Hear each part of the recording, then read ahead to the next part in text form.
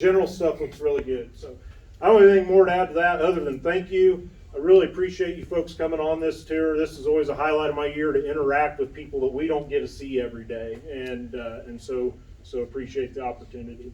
Thanks for what you both do. Appreciate it. I will give our researchers a pat on the back. I've heard that more often this year. This wheat shouldn't look as good as it does. I think we have to owe a little bit of that to genetics. The wheat genetics have really improved. Our yields have plateaued at a new level, and that goes back to the fundamental research at the breeding programs, K-State, Oklahoma State, and Colorado. So it's really helping. I would say tomorrow, if you're on the blue route, please do make sure you go all the way down here into southwest Kansas so we get a good assessment. Unfortunately, the driest part of the state is where a lot of our white wheat is grown. You know, a little bit further north too, but there's a big chunk of white wheat down there. So make sure you leave plenty early on that blue route because that is a long day, but we do want you to get down into southwest Kansas and see what you see. Romulo, would you come up for a minute? You want to make a few comments on what you saw today, I think? Yeah, of course. I can make a few quick comments here, Aaron. So today we went actually in the green route up north there, just bordering the Nebraska border. And essentially we saw some good looking wheat in the beginning around Clay County and Cloud County there, some good yield potential though with some stripe rust as well. Kind of barley yellow dwarf was a problem that we were seeing across the entire area, even in some fields close to here, even though it's probably not in levels that would cause any concerns in terms of yield loss, but it was there, it was present. And that's transmitted by aphids. And seems like this year we were seeing a considerable amount of aphids throughout the state as well. A lot of that unevenness that has been talked about already in the fields more in the central part of the state. So keep in mind, folks, that in the central part of the state, there's a lot of wheat that goes after soybeans, and that's typically a wheat that is planted slightly later than the optimal planting date there if you're going after soybeans. So we were seeing variability in wheat in that region that it was going in the same field, was ranging from about that late boot, kind of perhaps early heading, all the way to the antitheses were out, and if you open up, you could see a little bit of a berry developing. So within field variability was pretty high in some of those fields after soybeans in the center. As we went west of Norton, the variability became larger, especially in those fields that were planted after corn. So if we went into the field and saw that it was planted after corn, the range was actually pretty kind of like really large in terms of like some of the late emergent blends not even adjointing yet, and the early emergent plants already kind of reaching a boot stage there. So a very wide range that makes me think how they went about weed control in those fields. And but so it is a pretty risky enterprise if you're planting that late after corn, and perhaps in a dry profile anyways. But that seems like this year was like the story of the wheat crop, at least in that route, was a lot of variability. So again, within field variability, we're seeing a much wider range in growth stages in the same field as compared to past years. Then some of the best fields that we saw was actually here in Rawlins County and Thomas County. It was actually kind of hard to walk into them as well because of how wet it was in that part of the state. But some very, I guess the fields that got planted on time, at least in this region, were actually very like tabletop and uniform and very high yield potential there as well. I'm not gonna See any freeze damage anywhere? I didn't, but well, we saw a little bit. Now Dave brought me these, which is like one of the most classic freeze damage. You can even pass that around there, but very classic freeze damage symptom where just the tip of that wheat head that was developing actually got burned back and died with that freeze. So probably, perhaps that head was just coming out of the boot whenever the freeze happened in that specific case. So freeze damage can be very variable, right? Depending on the stage of the wheat crop. It might happen on the top of the head, like as you're seeing there. It might happen at the bottom, or even in the middle. So it can be quite variable. And we saw some heads that were trapped in the boot that can be, and some of those fields that we were seeing the heads trapped in the boot, we were not necessarily seeing other damage that would indicate hail. So it was actually kind of like assigning that to potential for freeze damage. Not widespread, nothing that would be concerning. 1-2% within a field might be the maximum that we saw. Let's talk a little bit about fertility. So, because tomorrow you might see two types of yellow-looking fields, and maybe you can distinguish between what you're going to see. Yes, definitely. So some of the things that there are several things that can cause yellowing in a wheat field. Maybe three are the most common ones nowadays in Kansas. One of them would be definitely wheat streak mosaic virus, and two of them can be fertility related, either nitrogen deficiency or sulfur deficiency. That we saw some around Clay County today, some sulfur deficiency as well. If it is wheat streak mosaic, the leaves are going to be, like as the name says, they're going to be streaky in between yellow and green. So it's really like a viral look to those leaves. The plants can be stunted as well. If we're into a very severe case of wheat streak mosaic beyond stunting, the plants might be kind of sprawled and growing in a prostate way. So those would indicate like a wheat streak mosaic issue in that field. If they're more fertility related, they can be either nitrogen or sulfur deficiency. In terms of nitrogen, both of them are going to be kind of like pale green type of, they're going to be like a much lighter green than what we're used to seeing in a wheat field. If it is nitrogen, nitrogen is mobile within the plant, and so what that means is that if the plant is deficient, it's going to move from the old growth, from the bottom leaves, to the upper growth, to the top growth, which is a newer growth. So that happens because it's mobile in the leaves, or mobile in the plant. And so a lot of the nitrogen deficiency, we're going to see more of a yellowing or a burn back of the bottom leaves, right? And it's going to be kind of like a pale type of color. In severe nitrogen deficiencies, we can see reduced biomass as well.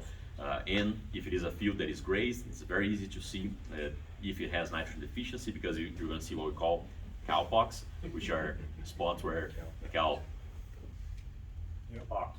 Yeah, exactly. and much higher fertility there, right? So it's going to be a lot of spots that are nice and dark green looking. If it's sulfur deficiency, it's a deficiency that typically pops a little bit more to your eyes because the deficiency is now on the top of the canopy. So remember, nitrogen is mobile, goes from the old growth in the bottom to the new growth. So we see the deficiency in the bottom leaves. Sulfur is not as mobile in the plant, and so most of the deficiency that we tend to see is more in the top of the canopy, and so that's why it kind of pops more to your eye like that. But it can cause some very similar deficiencies in terms of a little bit stunted growth, less biomass out there as well. And in past years, we have seen quite a bit of those light-looking fields, like light green-looking fields in the route tomorrow, especially as we're going more towards the central part of the state, perhaps where they had more rainfall. So yeah, those are some of the things that can be causing yellowing in the fields that we might see tomorrow. Wheat streak mosaic. If it is wheat streak, it might be distributed in the field, so closer to a border of the field might be a much worse infection. And as you move into the field, that decreases. Perhaps the infection is not as severe in the center of the field, so it kind of decreases as you move into the field. Kind of as the mites are moving along with the wind, right? It's going to be more severe in the border of the field, and perhaps even have like a shape of a belly like these, where it gets less and less severe as we walk into the field. In terms of nitrogen and sulfur, we might see a little bit more deficiency in the in parts of the field where we might have more sandier soil, if it is a field with mixed type of soils, or in top of the hills in the field as well, just like less fertile soils within the field. So a little bit different on what to look for, but we can kind of help identify. If you guys have any questions, again, tag me on Twitter there, or send me the phone, a text message directly to my phone. Taylor, I was getting back to you, but I was taking my time, right? I mean, sometimes it's taking an hour to get back there more, but yeah, I'll be happy to get back to you guys if you have any questions on those. Yeah, most of you will see wheat streak tomorrow at some point in time, I think, on most of the routes. So just look for what Ron will talk about, because I think he's going to see it. Thank you, sir. Thanks, Aaron. Yeah, just one quick, Yeah. on the aphids, we're like 2 weeks behind normal for the tour, right? They show up more this time of month, and what kind of damage, at what point during the season do they do the most damage? Yeah, that's a very good question, and Marty Draper can correct me on that. But so whenever we're talking about the aphids, right, when the damage in the season is bigger, there are a few things that we're looking at there. One of them is the transmission of the barley yellow dwarf. which is a viral disease transmitted by those aphids. So the earlier that viral disease is transmitted, the biggest the yield loss is going to be. So if we have a fall infection, for example, that's the biggest yield loss that we might have from the barley yellow dwarf. For late infections, you might not see as much yield loss. You know, might see some leaf symptoms where the tip of those flag leaves or the upper leaves, they're becoming yellow and even purple. But maybe the yield loss might not be as large. So it really depends on the infection timing, right? But this year we were seeing a considerable amount of aphids from kind of earlier in the spring. So I'm kind of surprised that I'm not seeing maybe as many fields that are just like with a heavier infestation of barley yellow dwarf. But definitely we saw more aphids, I think, this year than what we've seen in the past. The only thing I would add, Romeo, is that when you've got barley yellow dwarf out there and those flag leaves start yellowing up, it always looks a heck of a lot worse than it really is.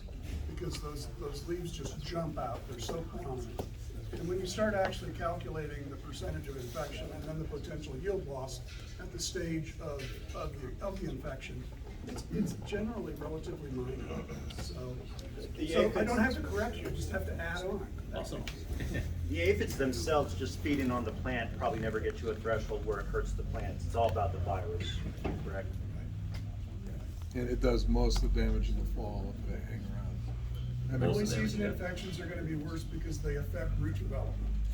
So you wind up seeing greater stunting with fall infection. Thank you. Thank you. Thanks, Question. Romulo. Yep. I want to quickly open the floor to the farmers who are here before we get to the car reports. Some of you from the local area, if you have any comments you want to make about anything in this part of the state. I know we've got some guys here from Wichita County. If you want to make any comments, just raise your hand. Anybody? Nobody? Nobody. We'll never get a word out of Ron. I know. Well, so we were in Wichita County a couple weeks ago, Rommel and I, looking at the wheat streak mosaic virus problem. So be curious, and it was dry at that point, getting close. So hopefully we've seen an improvement there. But all right, well, let's jump into the car reports then. If we have more comments and questions at the end, we can do that. How we're gonna do this, every driver who was on a route that has a report to give, just come up to the front of the room at the same time. We'll just go down the line. Keep your comments brief, please, like less than a minute for your report. Tell us your name and who you're with before you give that report. So everybody who was on the purple route, please come up front here.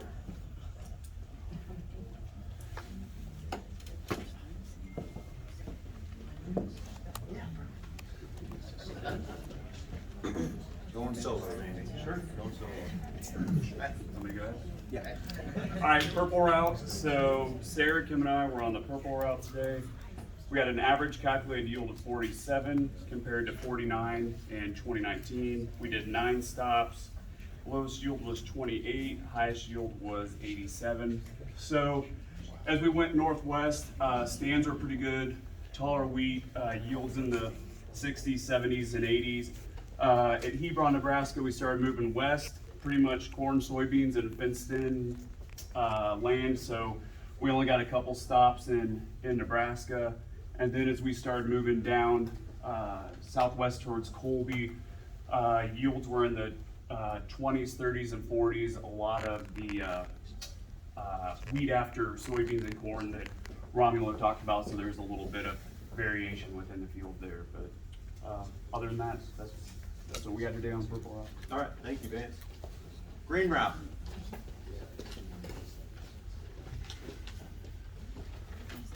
Tell us your name and go ahead. Yeah, hi, Matt Wildy again. I'm the crops editor with DTN Progressive Farmer. We had our route, come up here through there.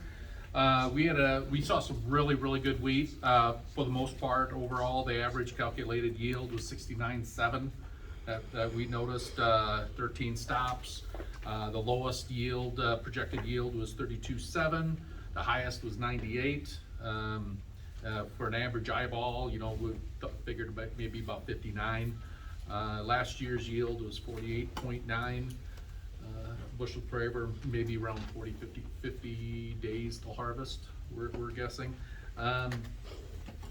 So the stands were really good as we left Manhattan and worked our way west. Again, excellent soil moisture as well. Mostly 7-inch rows early on, and then 10-inch with rows later. Did see some stripe rust later on. Initially, there was, in the first several fields, there was no disease pressure that we could see, but really overall pretty good week. Good, thank you. Yeah, we were also at Greenbelt. I was with Dr. Olato, and I don't want to sound like a broken disc here, but yeah, we observed almost the same thing. Our yield average was a little bit lower, but we get 51 for yield average, and our lowest yield was 30, and our highest yield were 70. And then yeah, we pretty much the most common thing I think was the uneven field and the same disease that pretty much you all observed through the root. That's it. I'm Taylor Williamson with Kansas Wheat. I also drove the green route, and I must have stopped in all of the bad fields because I had the lowest average of the three at 48. The lowest yield that I saw was 25. A lot of it was really short. To me, it was just around the mid-calf area. Highest was about 107. It was very good. It was pretty tall, around my chest. Really big heads, and pretty common with a lot of water. Pretty wet, especially in the morning when there was lots to do. It was almost like walking in a rainstorm, just walking through fields. So just quite a bit of water, especially as we got east. As we moved further west, it started to dry up a little bit, but there was still quite a bit of moisture when walking through all the fields. Yeah. John Jenkinson, RFD TV, made 6 stops. Really not a whole lot to add. My average calculated yield was 48.1. The lowest was 30, the highest was 70. Eyeball was 45 on an average. 30 to 45 days maybe to harvest. I did see a little bit of freeze damage in Republic County, but it was very minimal, as you pointed out, Romolo, and really not anything out of the ordinary that everybody else has. Thank you, everyone. Red route. All of you want to come forward?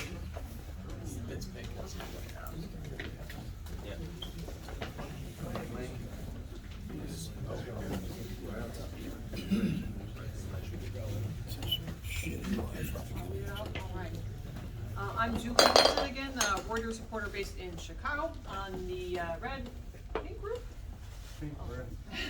I know we started in Manhattan, that much I'm sure of. Okay. We went east to about the Salina, just due west, and then we headed north at around Salina, and then we headed west for most of the rest of the day on Route 24. We did a drive-by for the world's largest ball of twine in Cawker City, fastest stop ever, and kept on going. Let's see.